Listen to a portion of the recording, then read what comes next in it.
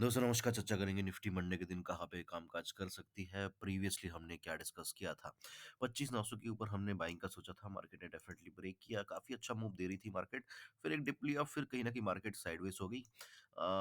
80 से 90 पॉइंट के आसपास का टारगेट यहाँ पे मार्केट ने दिया।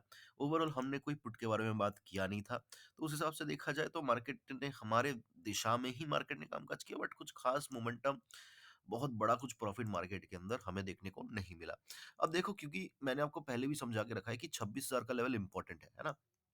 अब यहाँ पे क्या है, कॉल पुट दोनों राइटर्स यहाँ पे बैठे हुए हैं। तो जो 26 वाला कॉल है वो नहीं चाह रहा कि ऊपर जाए, 26,000 वाला जो पुट है वो नहीं चाह रहा कि मार्केट नीचे आए। तो इस पूरे ज़ोन के अंदर 26,300 से लेके 25,700, ये जो ओवरऑल 600 पॉइंट का रेंज है, इस रेंज के अंदर मार्केट कहीं पे भी ऊपर जा रही है, मार्केट एकदम से नीचे आ गई, नीचे आ रही है मार्केट एकदम से ऊपर आ गई।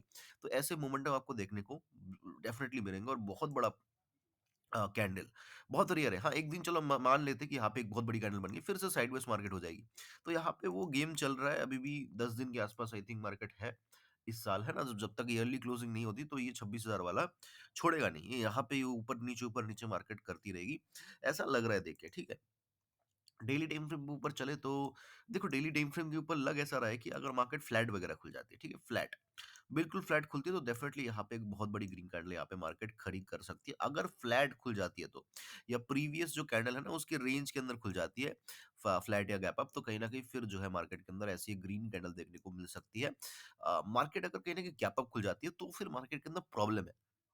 अगर मार्केट बहुत बड़ा गैप अप वगैरह खुलती है ना, तो हो सकता है कि यहाँ पे एक रेड कैंडल मार्केट खड़ी कर दे। ऐसा यूजुअली होता है मार्केट के अंदर, जब मार्केट एक अप ट्रेंड के अंदर जाना चाह रही है, तो गैप अप खुल के मार्केट एक बार उलझा देती है, यहाँ पे एक रेड कैंडल मार्केट खड़ी कर देती है इस तरीके से, ठीक है? इस तरीके से रेड कैंडल खड़ी कर देती है, रेड कलर की। कभी-कभी क्या क्या होता है कि ऊपर खुली मार्केट नीचे भी आई, थोड़ा-सा ऊपर भी चली गई, है ना? तो इस तरीके से मार्केट क्या करती है, इस तरीके से ये नीचे की तरफ एक विक बना के इस तरीके से मार्केट निकल जाती है। तो अगर मार्केट गैप अप खुलती है तो मार्केट के अंदर थोड़ी-सी अनसर्टेनिटी बनी रहेगी।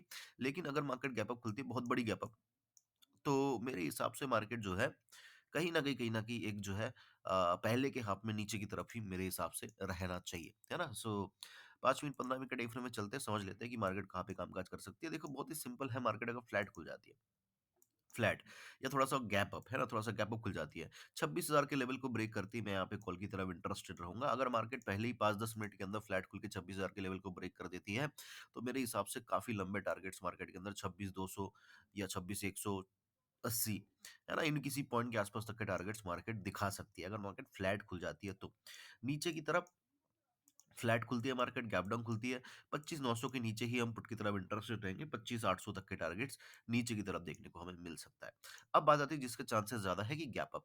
देखो, फ्लैट खुलती है, 26,000 को ब्रेक करती है कॉल, 25,900 को ब्रेक करती है पुट। गैप डाउन खुलती है, 26,000 को ब्रेक करती है कॉल, 25,900 ब्रेक करती है पुट।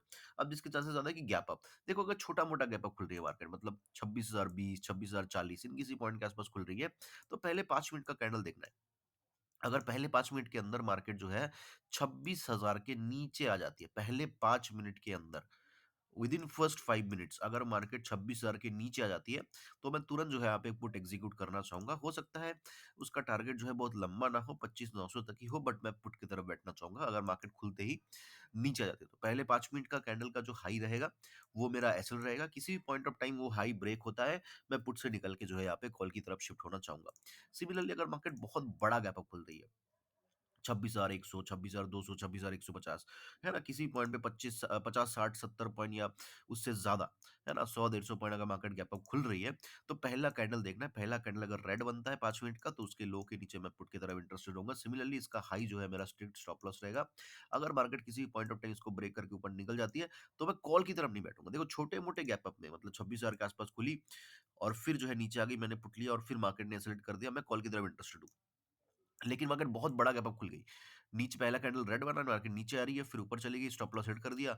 मैं यहाँ पे कॉल की तरफ इंटरेस्टेड नहीं हूँ। दोबारा अगर मार्केट नीचे आती है और फर्स्ट 5 मिनट्स के कैंडल के लो को ब्रेक करती है, मैं दोबारा पुट की तरफ ही यहाँ पे जाना चाहूँगा। है ना? बहुत बड़े गैप अप में मेरे हिसाब से फिर से जो है 26,000, 25, इन किसी पॉइंट के आसपास तक मार्केट एक डिप डेफिनिटली ले सकती है।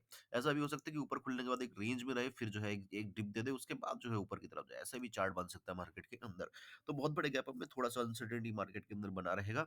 बट मैं थोड़ा-सा पुट की तरफ जाना चाहूँगा in case of very big gap up. Right.